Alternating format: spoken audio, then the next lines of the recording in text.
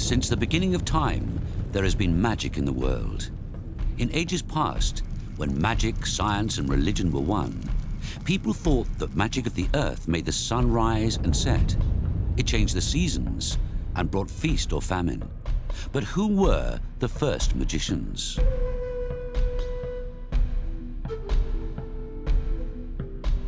Were they the ancient wise men who, in the light of communal fires, practiced secret rituals of healing and purification?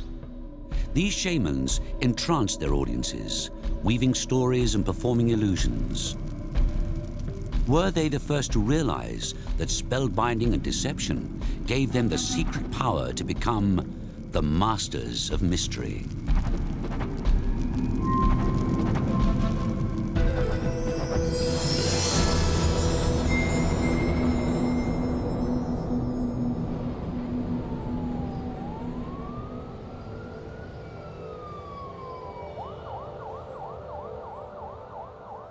Today's masters of mystery still retain the secret power to entrance and deceive. And they practice their art on a scale that the ancients could scarcely imagine. Audiences are still drawn to the light, although the flickering campfire has been replaced by the glaring neon of cities like Las Vegas. Here, every night, 365 days a year, thousands of people gather to be entertained and astounded. In venues like Caesar's Magical Empire, magic is big business, drawing the best performers in the world to feed the public's insatiable appetite to be spellbound.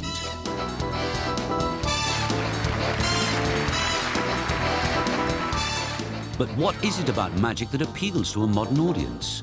An audience that is by nature skeptical and well-informed. Surely most people realize when they watch a magician that they're being tricked. Magic's a very peculiar condition, because although you realize that what's going on isn't real, you don't completely suspend your disbelief in the same way. In fact, you kind of demand to have your disbelief suspended for you. You want your disbelief unwillingly suspended. Magic is an imitation, it's a theatrical imitation of human action, but it's a theatrical imitation of impossible human action.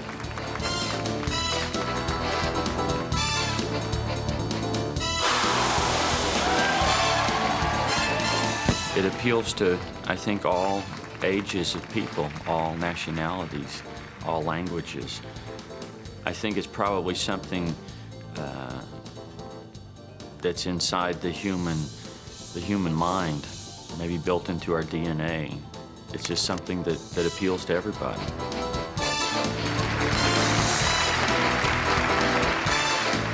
Magic teaches you that life is filled with surprise. The hat was empty, and now there's a rabbit inside. Whoa. Magic also tells us that things are not always what they seem to be. In order to keep the power that a magician holds over his audience, the mystery of magic tricks and illusions must remain closely guarded secrets. The first rule of magic, that magicians, if they're sincere in what they're doing, is never reveal your secret. That's an oath that many of us take very seriously, because that is the way that the ancient mystery traditions have been passed on, through symbols beyond words.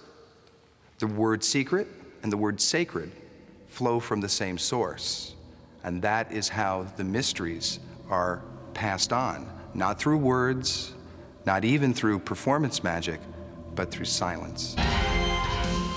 And because magic is a big business whose top stars earn millions a year, the need to protect magic secrets has become even more important. Most magicians agree that much of the universal appeal of magic springs from the constant question, how did they do that? Magicians protect their secrets primarily for artistic reasons, because one of the beautiful things about seeing a performance of magic is that it leaves you lots of room to think. you see an event and there's lots to think about, including how could this possibly be done in view of all the rest of my experience. I've never seen somebody really float through the air. Consequently, when I see somebody float through the air on stage and it appears to be happening, there's lots of room for me to think. It's a very intellectually stimulating art form. It's one that you can't watch passively. You can't just sit there and go, oh yeah, she's floating through the air. You just can't. It's in human nature to be skeptical. It doesn't necessarily take a complex illusion to fool the audience. In the hands of a skilled magician, even a simple trick can be baffling. This is a favorite trick of mine. A stack of these wooden round checkers, all resting on a center dowel rod. They happen to be right side up, but they possess a capacity, a characteristic called juxtapositional reciprocity, which makes it literally impossible to turn them upside down. Now, I've tried that for years, never succeeded. What I just did, the method I know I was using, is the trick and the props involved. What you experienced as the observer or the spectator, that's the illusion.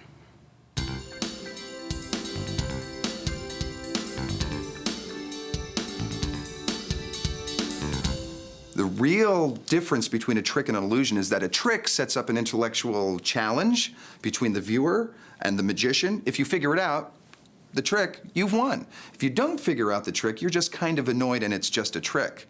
An illusionist can take the very same trick and kind of diffuse the intellectual challenge by wrapping it in mystery, in a story, in metaphor, in symbolism, in allegory, and create a piece of theater, an enchanting theater to bring you in. The importance of theatre to magic is well understood in the East. The keen skills and poetic beauty of Chinese and Japanese magic have long fascinated magicians in the West, but little is known of ancient Oriental magic. Beautiful illustrations show clearly impossible tricks, such as exhaling bees and turning men into frogs. These illusions, if they ever existed, are lost forever. Early travelers offered fanciful accounts of Oriental conjurers and may have brought back some of their secrets. The linking rings are thought to be Chinese in origin, but their roots are shrouded in obscurity. Many effects of magic seem to be very old. The rings, where the magician links the rings together. This may indeed have started in China. When we look at magic history books, the first chapter is always speculation, and the second chapter is 90% speculation, and then we jump to the Middle Ages, where we posit magicians at fairs and other public gatherings. But before that, we really know very little, and that is a very distressing place for the human mind to be. And so the human mind invents history. We must travel to ancient Egypt to find the very earliest authenticated account of a magic performance. The Westcar Papyrus, discovered in 1823, tells of a local magician who was summoned to perform before the pharaoh. The earliest illusion of which we have any record takes us back to the time when King Cheops was building the Great Pyramid at Giza, approximately 2600 BC.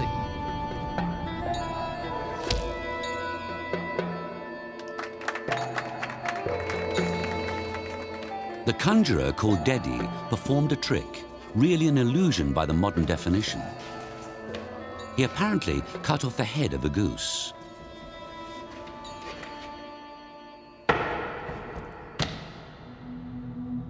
The decapitated animal walked around the room until its head was miraculously restored. The ancient papyrus goes on to describe how Dedi also decapitated and restored a pelican and then an ox. The magician did, however, refuse the pharaoh's suggestion that he behead one of the royal prisoners. Nearly 5,000 years later, we can only speculate on the magical secrets Dedi used to perform this illusion. Did he have knowledge of animal hypnotism? Did he use basic sleight of hand? Or did he somehow fool the superstitious audience into thinking they had witnessed actual decapitations?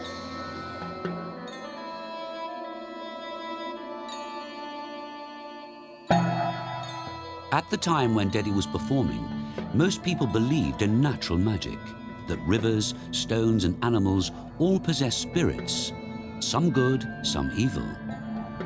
It is quite clear that the primitive peoples, in witnessing an illusion or a trick, would believe that this was produced by spirit aid and would doubtless have a great sense of awe. Magicians have always used ignorance and superstition to baffle their audiences.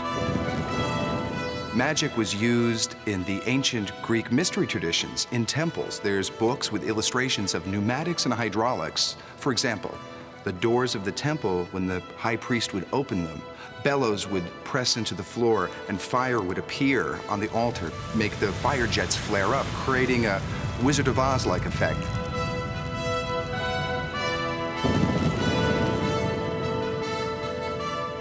Speaking statues, there would be hidden tubes in the hallways, and the statues could then give oracular messages to the devotees at the temple. So these records still exist of magic used to, let's say, kick up the energy charge of a religious ceremony. The earliest trick of which we have a record, as opposed to an illusion, is the cups and balls. This, we know, is one of the oldest tricks ever performed, in which balls appear and disappear in the most bewildering fashion beneath inverted cups. Though accounts of the cups and balls date from the 1st century AD, it's in the Middle Ages that the trick became universal. In that time, magicians had many varied skills and were called jugglers. These traveling performers could be found working alongside minstrels, troubadours, and acrobats. Jugglers would show up on a village green and begin delighting and deceiving the ignorant audience with displays of simple sleight of hand. From my experience, I feel the plot of the Cups and Balls is a game of hide and go seek. There's an object of desire, and you're trying to find it. And there's surprises along the way. Performers would amaze the audience with a repertoire consisting of 20 or 30 impressive sleight of hand tricks. The Cups and Balls is so simple that it's terribly complex. The Cups and Balls, in its way, is an abstract piece of magic. The disappearing balls, coupled with the magician's apparent bewilderment as they reappeared somewhere else, defied explanation. The Cups and Balls is almost like a piece of geometry, where you're just abstracting the idea of appearing and disappearing. It has an amazingly ritualistic look to it. The plot of the Cups and Balls is all about scale. That's the whole subject of the Cups and Balls. The magician pretends that it's a big deal that the 3 balls are assembling under the cups, but the audience is likely to applaud in a half-hearted manner. The whole function of that is to accustom the audience to the size, the little size of these balls. And under cover of all of these little tricks, the magician secretly sneaks huge balls underneath the cups and suddenly raises the cups, and there are the huge balls, and now the audience realizes what the plot was really about. 1, 2, 3. The first cup, it's empty. In Egypt, street magicians shouted the phrase "Gali Gali" to drum up an audience. In the Middle East today, the words have become synonymous with this particular trick. Though the cups are ever present, the balls are often replaced with less manageable objects. Chicken and steak. No, allez là. Il y a encore un petit poussin là. Un autre pollo aquí. Chicken over qui. And now they have 3 more chicken. Noch 3 kleine Küken. Ich habe eine Küken hier. Noch ein Küken da. And an andere Küken here. It's going to be 5 kleine Küken. That is a swatch. Now, it's going to be 6 chickens all together. And another one over here. El basta reset petit poussin sur la table. Il y a encore un ici. Now I have 2 here, 2 there, 2 here, 1 here, 7 chickens all together. Now, when it comes to the cups and the balls, Do magicians really think that the average non-magician believes that these balls just appeared magically under these cups? I don't think so. I think most people believe that the magician somehow cleverly got them there when I wasn't looking. Okay, let's do some real magic. Hit it.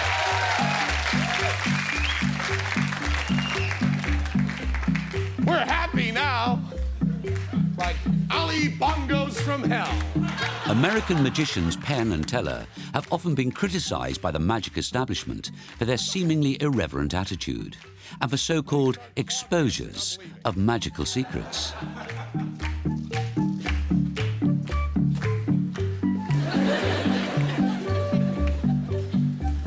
But it was their fondness for the cups and balls tradition that led to the creation of a modern alternative to the classic routine. The cups and balls. I've been fascinated by the cups and balls for a long time. I find that if I practice it late at night, I will stay up all night doing it. It's an insidious, dangerous kind of thing. It sets some sort of, synapses in operation that shouldn't be in operation. But I found myself sitting at diners, and at diners, I'll grab a coffee cup and I'll grab a paper napkin, and I'll do really silly things. Now, let me show you my idea of a really silly thing. A really silly thing is to take the ball and put it underneath the cup. Now, that doesn't seem like much of a trick, does it? But let me show you how that trick was done. I took the ball and pretended to put it in my hand. Now, it's not really in my hand, it's really hidden in this hand. And now this non-existent ball, I then pretend to place underneath the cup, but in fact, I'm secretly sneaking the other ball under the cup at the same time. So I would sit at diners doing utterly pointless magic. Here we are, I am now simulating commonplace reality by pretending to put a ball under a cup. This could be simulated by really just putting the ball under the cup. That's how crazy I am when it gets to the cups and balls. We're going to break 4 basic rules of magic. Now, the first rule is you never do the same trick twice. We're going to do the same trick twice. Second rule of magic is you never tip the gaff to the lay public. That means you never tell people how a trick is being done. I'm going to tell you exactly how this trick is being done. Magicians are sometimes the easiest people in the world to fool. So when magicians heard that magicians were supposed to be really upset about our cups and balls presentation, the magicians got outraged, started writing terrible articles about us in magic magazines. Like anybody cares, 4 people read magic magazines. And it was absolutely wonderful because suddenly we had a tempest in a top hat. The third rule of magic is you never let the audience see your secret preparation. This has got to be done backstage, out of sight, so the audience does not know what is hidden in which pocket. And the fourth rule of magic is something even Paul Daniels would agree with me on. No one in the world would argue with this. You never, ever do the cups and balls with clear plastic cups. Now, you ask any of our audiences right after we've done this, how did they do that? They'll say, we don't have a clue. It was all too fast. Precisely. So here's our version of the cups and balls.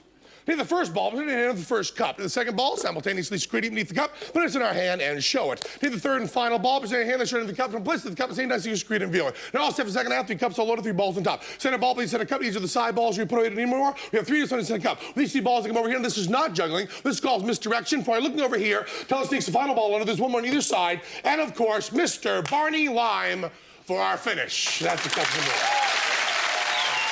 I find the transparent cup routine that they do pretty magical. Even though the outer framework is about exposing it, all they've exposed is the obvious, except for that small percentage of the population who thought that the balls actually magically appeared under the cup for some strange reason.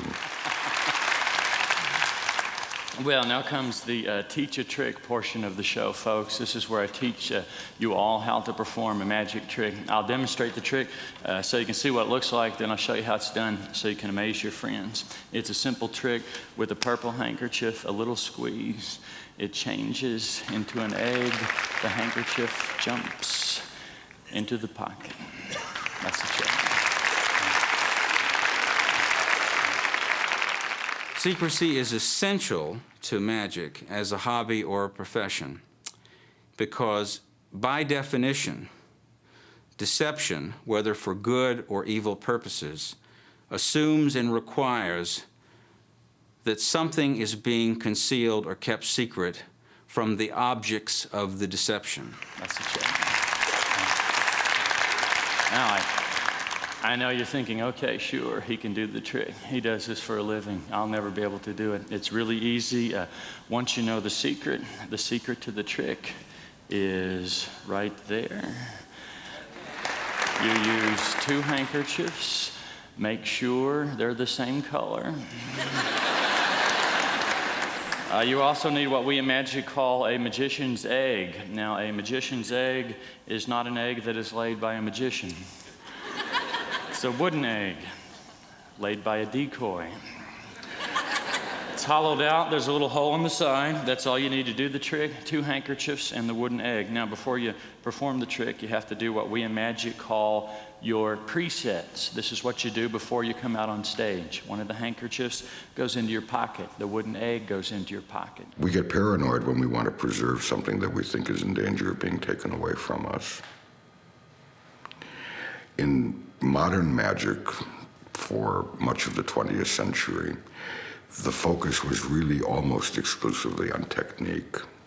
As you're chatting with the people in the audience, the right hand slips into the pocket, takes out the wooden egg. The audience will never notice this because they're not watching you. They're watching the people you're talking to. In magic, this is called misdirection. Bring the egg out clipped between the 2 middle fingers and the palm of the right hand. Hold your hand in a natural position. In magic, this is called palming. As a young boy, I used to practice this in Walmart. Now you're ready to start the trick as far as the audience is concerned. Slowly poke the handkerchief into the egg. In magic, this is called poking the handkerchief into the egg.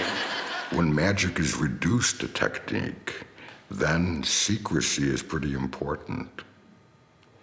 But when magic is about the frame around the trick, then secrecy is not as crucially important.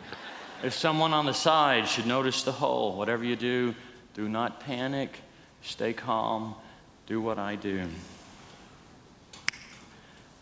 Remove the hole from the egg. Then pretend to crack the egg into a glass. That way you don't end up with egg on your face.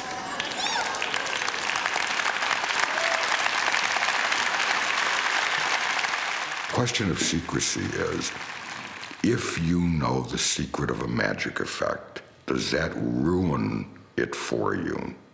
Would you still pay your money to go to the magic show if you know how it's done? Well, I sometimes think that magicians are pretty much deceiving themselves, that if at the magic show we were to give out a little questionnaire at the end with all the tricks done by the magician and say, well, how are these done? I think we might be, as magicians, we might be shocked and appalled at how much of the game is pretty out there in the open anyway. To some degree, secrecy has always been a part of magic, but in some periods, it was also a liability. By the late Middle Ages, magicians in Europe began to face strong opposition from the church. At this time, belief in witchcraft and the supernatural was all but universal. In a deeply superstitious age, any miracle not sanctioned by the church was considered black magic and therefore suspect. Many magicians were threatened with execution if they did not reveal the secrets of their tricks. Sharing tricks with the clergy undoubtedly saved many magicians from being burned as witches.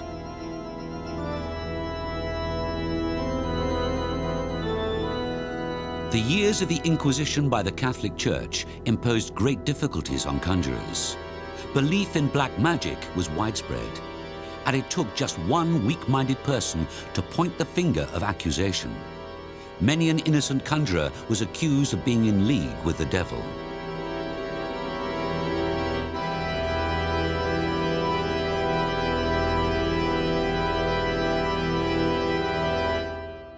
Si dia inizio alla festa.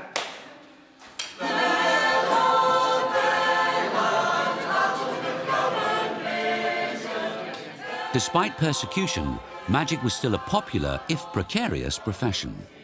Eventually, some magicians began to enjoy the wary patronage of wealthy landowners and the aristocracy. At this time, the itinerant magician had only a limited repertoire of tricks to perform. Playing cards were not yet freely available, and large illusions that relied on props were expensive. Magicians relied largely on sleight of hand, storytelling, and feats of natural magic. Tricks involving animals and birds were popular. Secret methods of training and mesmerizing birds into performing impossible feats had been known to magicians since ancient times.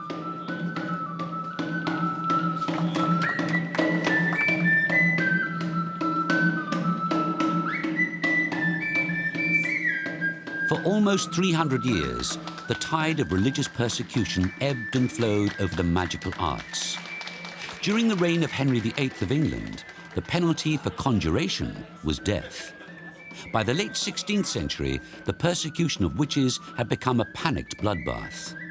It was this frenzy that led to the publication of the very first magic book in the English language. It was an attempt by its author, Reginald Scott, to save the lives of magicians. The Discovery of Witchcraft, published in 1584, sought to separate the real skills of the magician from the diabolical powers of witches. Of course, to do this, Scott had to reveal secrets to the public. This remarkable book of magical revelations contains illustrations of magical props, such as these trick knives. Scott used magic tricks in order to prove that these apparent miracles were brought about purely by natural means and not by being in league with the devil, believing that this would be a very telling argument against witchcraft. And so a whole section of that book is devoted to a description of conjuring tricks, some of them still being performed to this day. Simple explanations of powerful illusions were revealed for the first time, and Scott's crusading work saved many magicians from being burned at the stake.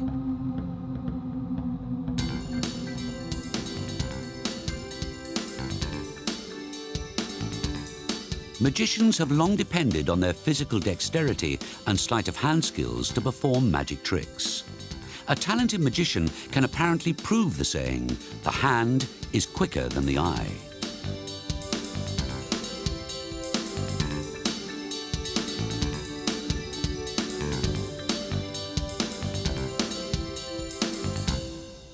I would define sleight of hand as the creation of magical effects through purely dexterous or manual means. It's a little easier to demonstrate sleight of hand than it is to define it. I could demonstrate it with this Queen of Diamonds. Watch it closely. This is the world's fastest card trick.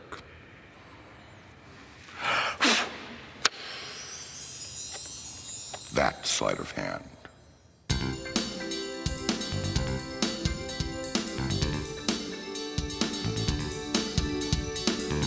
Armed with sleight of hand skills, a magician can turn the simplest of props, like two rubber bands, into the most fascinating magical trick. A trick that can stand up to the closest scrutiny of even the most observant and skeptical audiences. That's behind. That is in front. Is that correct? That's correct. No gaps, right? You can see that. There's no way can it come through there, David, right? What? Jeez. Can it come through the middle? No. It can't do that, can it? Wow. Thank you. I didn't even see that. How did you do that? Can it come through the middle? No. Can it do that? Hey man, show me how to do that. Actually, you're looking very confused about this. I don't get it. Sleight of hand is the kind of magic performance that depends less on special props and special mechanics and more on the acting and the physical skill of the performer. it's often considered the sort of the rock bottom test. What could you do if somebody put you naked on a beach? Could you do a magic trick for them? And in fact, there are magic tricks that you can do naked on the beach, and I've done them naked and on the beach. To understand the complexity of Teller's life, you need to know the 7 basic principles of magic. 1, palm, to hide an object in an apparently empty hand. 2, ditch, to secretly dispose of an unneeded object. 3, steal, the opposite of ditch, to secretly obtain a needed object. 4, load, to secretly move the needed object to where it's needed. 5, simulation, to give the impression that something that hasn't happened has. 6, misdirection, to lead attention away from the secret move. And 7, switch, to secretly exchange one object for another. I remember when I was a kid with palming. Palming means hiding something in your hand so that no one can see it, but so that your hand is still held in a very natural position. I would walk around all day long with something just palmed in my hand, and it was just sitting there very calmly in my hand. But I would do things like I would drink glasses of water. I'd walk through the kitchen and I'd say, "Hi, Mom," carefully not exposing the palm. Looks simple, doesn't it? To become a perfect sleight of hand artist is possible. You can get close, and it takes years. Simple sleight of hand, to roll 1 coin on your fingers will take a few months, maybe a year. I wanted to go beyond that. It took me 2 years, every day, 20 minutes to a half an hour each day, to be able to get it to a level where I no longer need to concentrate on it. I find that one of the best tricks to practicing is to try to distract myself. That is, to do it again and again and again while listening to music, while jogging on the treadmill, or to be in the middle of washing dishes and suddenly take my hands out, dry them, and see if I can do it. Because it has to become so reflexive that I don't think about it during performance. Otherwise, performance is no fun for me or the audience.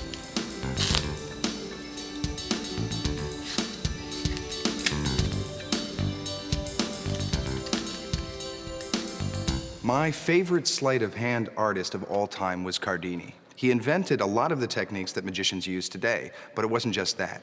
It was the context. He had a character and he had a plot. He was a tipsy gentleman, English gentleman coming home from a society affair, and the cards that would appear in his fingers appeared by themselves. He wasn't controlling them. And then another one would appear and he would get more confused and throw it away, and it was as if he was hallucinating the whole performance, and that the magic was happening around him. And that's a story of our lives. Magic is happening around us all the time. And he was the essence of a man in a magical world.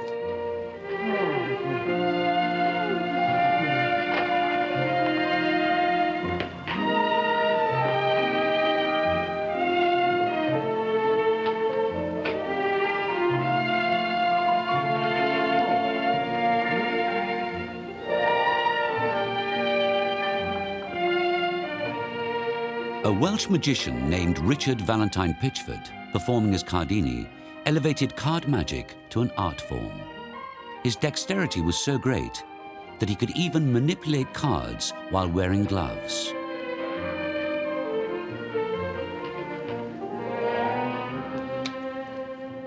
Most performers today who include card magic in their act owe a debt to Cardini. Some of the manipulations and palming techniques he invented are the basis of many modern routines.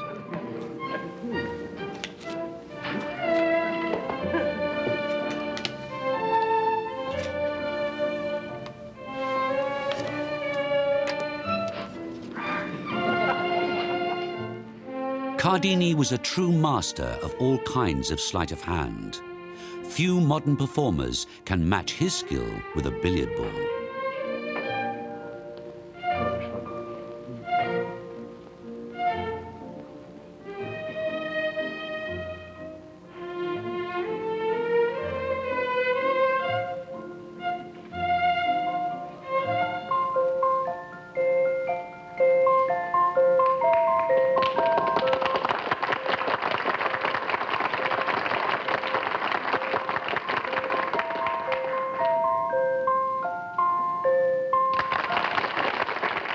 Magicians really do incredibly irrational and bizarre things all the time.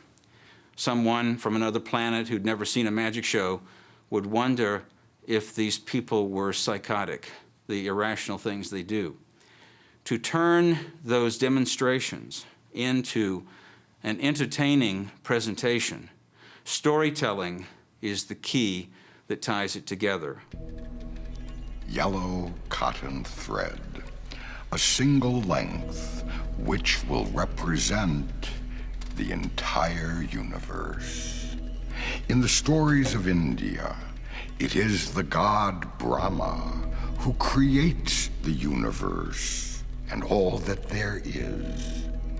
Brahma then retires, and the god Vishnu takes over, and Vishnu sustains and preserves the universe in every moment of its existence. And then, at the end of time, the god Shiva appears and dances the Tandava dance, a weird and terrible dance of fire, in which the entire material universe is destroyed in blinding light, brighter than 10,000 suns. And the universe is no more. There is only silence, vast, cosmic sleep.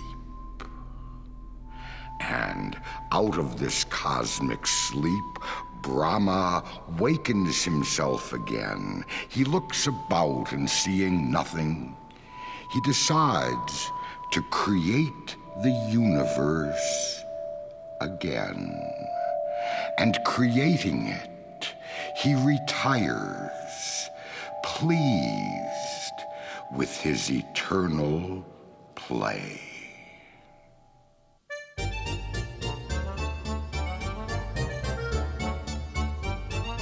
Armed with dexterity, skill, and the spellbinding talent of storytelling, it's no wonder magicians have sometimes been accused of using magic for nefarious purposes.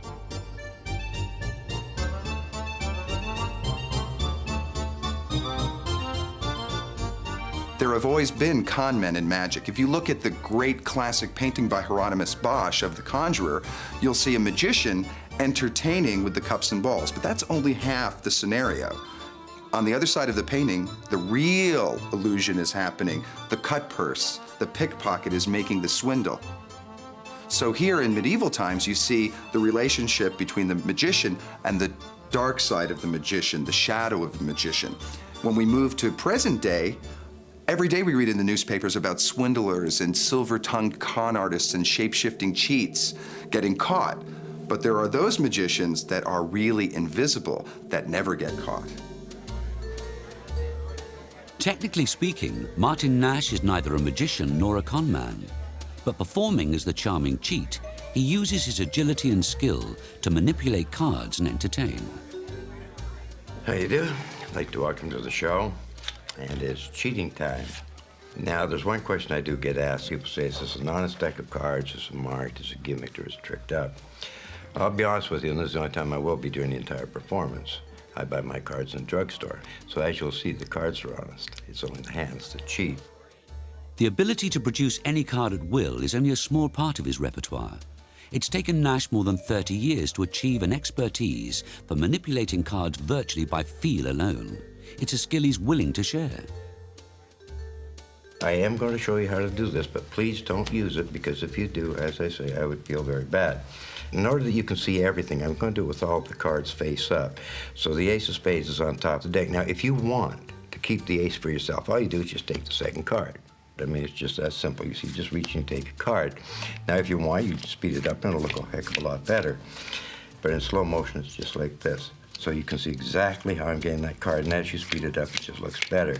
One thing that's always fascinated me is the simple fact that you practice in my particular field, And I guess in my life I've spent over, maybe 3,000 hours practicing to do a second deal. And when you stop and think of it, it's a little bit ridiculous because you're practicing so that nobody can see it. Even using slow-motion replay, it's impossible to see how he manages to deal the second card from underneath the ace.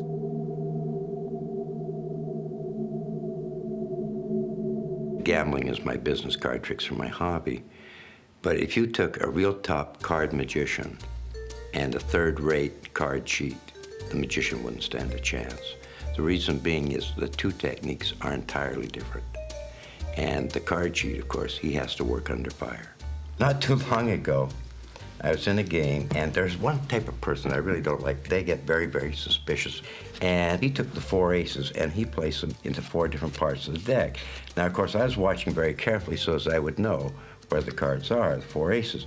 I did happen to notice that there was exactly 6 cards above the first ace, 3, 6. I also happened to notice there was 8 between the next, 7 between the next, and 6 between the next. So because I already know where those aces are, I can be able to deal them to myself. But then he took it one step further. He pushed the cards in flush, and then he cut the deck. Now, to make it even more difficult for me, he took the deck, and in his hands, like this, he gave the deck a shuffle. Now, of course, I have absolutely no idea as to where those aces are. 3 fellas came over, and they said, "Do you mind if we join the game?" We said no. So that meant that we had 8 people in the game. But at that point, I happened to notice that one of them had a great deal of money. And who would have the money, sir? It's an 8-handed game. Number 2, 3, 4, 5, 6, 7. Who? 4. Number 4. You must be a card player. That's one of the most difficult hands to set up. As I say, I had no idea where anything was, so I was just dealing the cards, so I'm just going to be playing by luck. Well, he happened to get a king, so I'm just playing by luck because, well, I would like to match from the spade to the spade. Now, the odds of getting a pair on the first, well, he did happen to get a pair, but that's just pure blind luck, and so I would have to reach over and get the ace of hearts for myself. Now, 3 of a kind, of course, is a very good hand, so, you know, well, I didn't expect him, but he did, which means I had to follow with the ace of diamonds. And 4 of a kind was practically, well, it wasn't impossible for me to get it also. So for those of you who may be interested, there's a little game at my house this evening. I accept both Visa and MasterCard, so just give me a call. Thank you.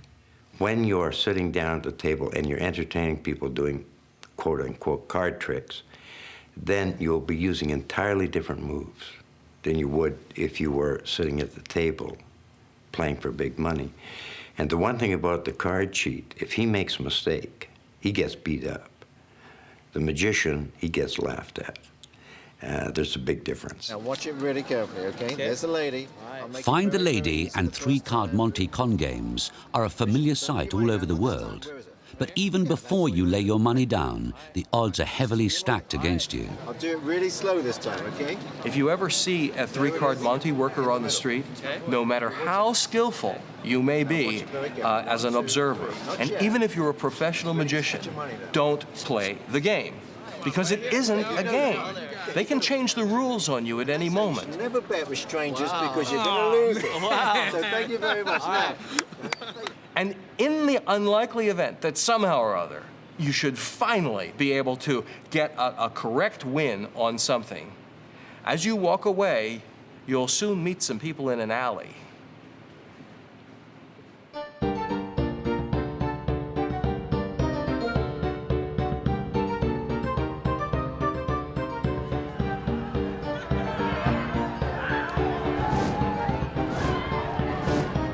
Throughout history, wherever the public gathered, both con artists and honest magicians were guaranteed a rapt audience. In the 18th century, nothing could rival the crowds and excitement of the annual fair.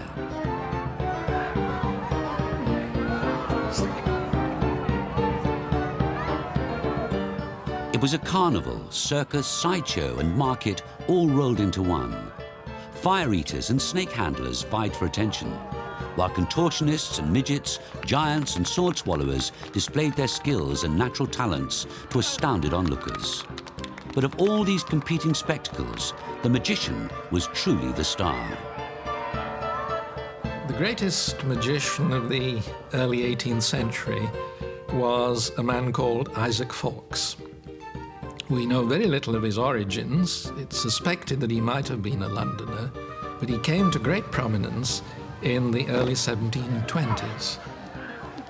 And he was to be found performing at the major fairs and in various taverns.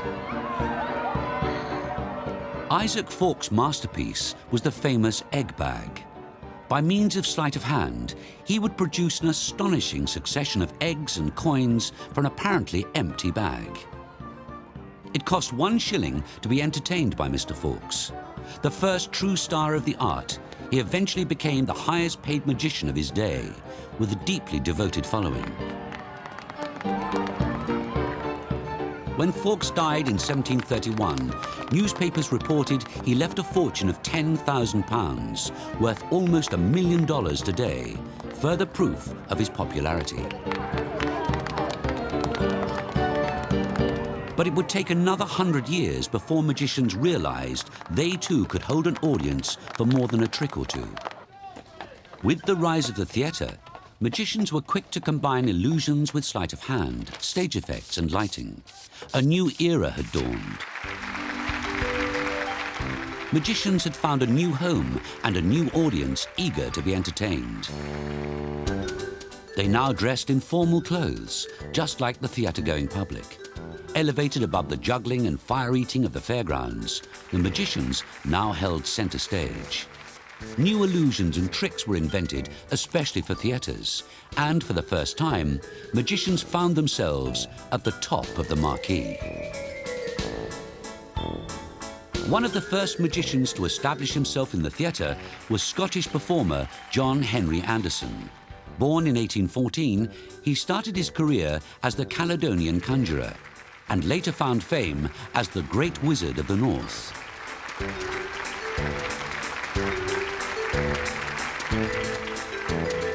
He certainly made a tremendous impression and arrived in London in 1840 at the New Strand Theatre. There he was advertising his gorgeous silver apparatus, and certainly his stage was eye-filling. He performed most of the standard tricks of the day, Chinese rings, birds being produced from a cauldron, and he was not really an innovative magician. But he was a great showman, and he was also the first of the very great publicists. The innovation of people in the 19th century, like John Henry Anderson, was to perform in a more natural setting. The stage setting was more like an elegant drawing room, and the magician was performing basically in formal evening attire. It was really the birth of the modern genre of magic.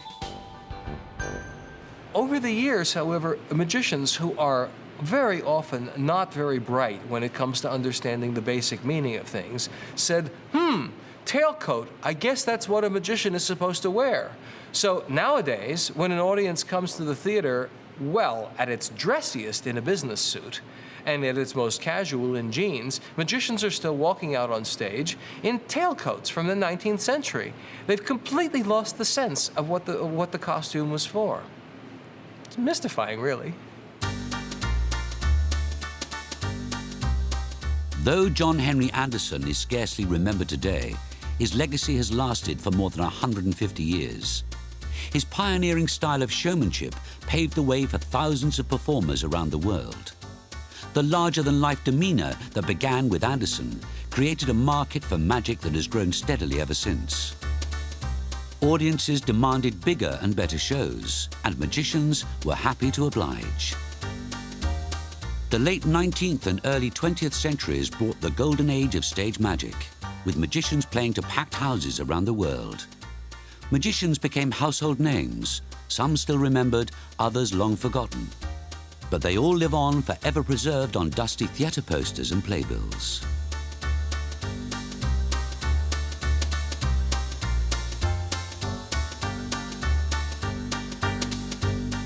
The growth of the movies in the 1930s led to the rapid decline of stage magic. In moving pictures, all manner of magic was possible. Only the true masters of mystery were still guaranteed to hold an audience spellbound.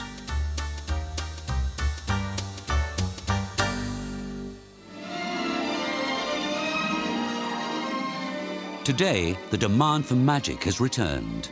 The growth of entertainment capitals like Las Vegas, coupled with the mass appeal of television, has created a new generation of stars.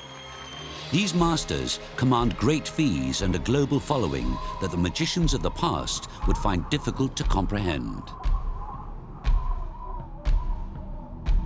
Even today, magic still satisfies a primeval desire in all of us to be amazed and entertained.